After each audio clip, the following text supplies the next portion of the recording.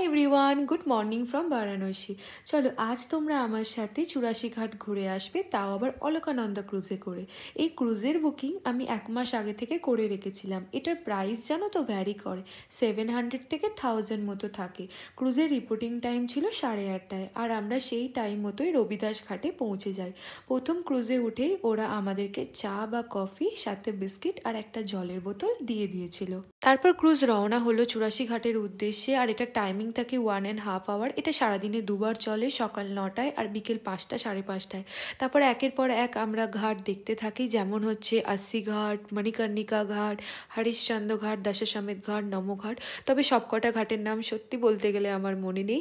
দেন 10:30 নাগাদ আমরা ব্যাক করি আবার রবিদাস ঘাটে। আর ওখানে এসে আমার প্রচণ্ড ঠান্ডা লাগায়, আমি আবার 1 কাপ চা খেয়ে নিই।